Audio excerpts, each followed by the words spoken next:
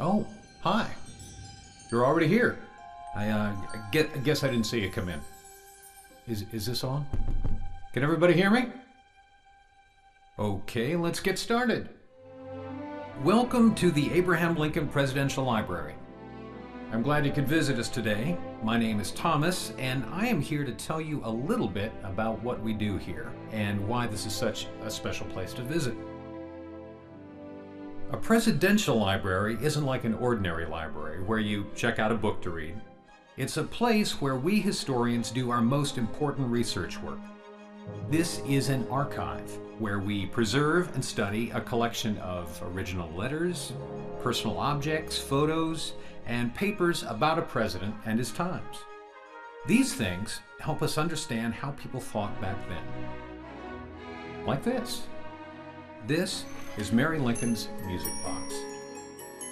Some of the actual music the Lincolns heard, played the same way as they heard it. But so what? Why study all this old stuff? Who cares?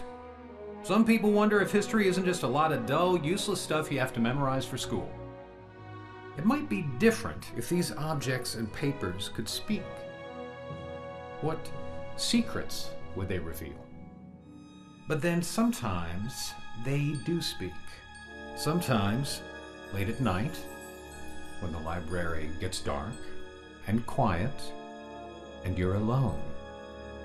Sometimes, if you listen deeply, the history comes to life.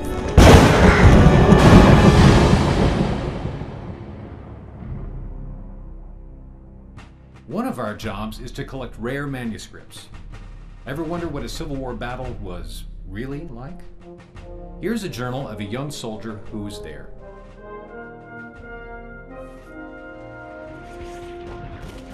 I heard the screaming and bursting of shells, canister, and shrapnel.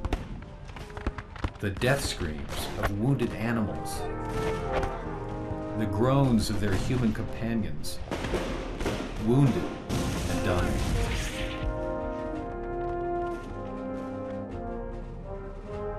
A perfect hell on earth.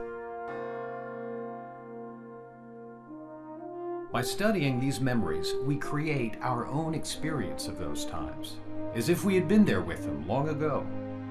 Sometimes, in our imaginations, these people seem so real.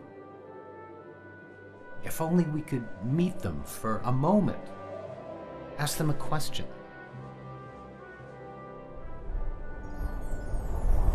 But we can't. They're gone. And everyone knows there's no such thing as a ghost. But here is something that is real. The people may be gone, but they have left their words and their possessions. In a mysterious way, these original objects connect us to the people and events of history and make them real. The Gettysburg Address, in Lincoln's own hand. That we here highly resolve that these dead shall not have died in vain, that this nation, under God, shall have a new birth of freedom, and the government of the people, by the people, for the people, shall not perish from the earth.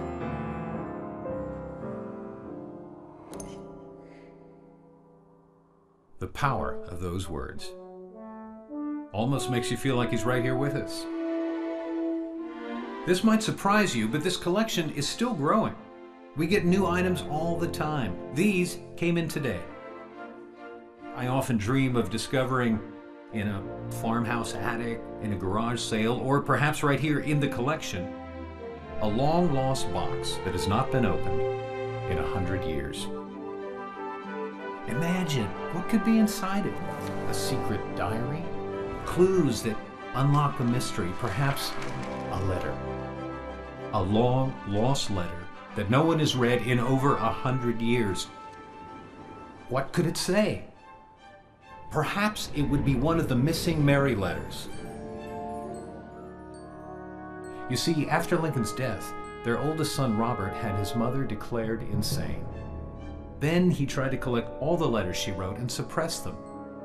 Why? What was in them? But Robert burned all those letters, or as many as he could find. So perhaps we'll never know. Or perhaps we'll find the answer in the next box or envelope we open.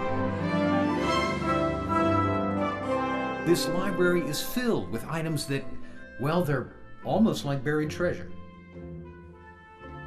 Take this deed, for example. It's just a deed for a very small plot of land, no big deal, until you read the fine print and see that it's a burial plot for the Lincoln's second child, Eddie, who died in the Lincoln's home just a few blocks from where you were sitting right now. This deed helps us picture two broken-hearted parents who were saying goodbye to their beloved little boy. To lose a child is an almost unbearable burden for even the strongest parents. Mary lost 3 of her 4 children: Eddie, Willie, Tad. And of course, Mary saw her husband die too. Grief. Yes, that's here. So are joy, anger, heartbreak, love, sacrifice, and triumph. Let me show you what I mean. You see that flag?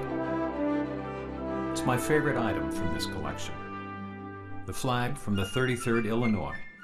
That flag was with us on June 22nd, 1863, when we were down in Mississippi at a town called Vicksburg.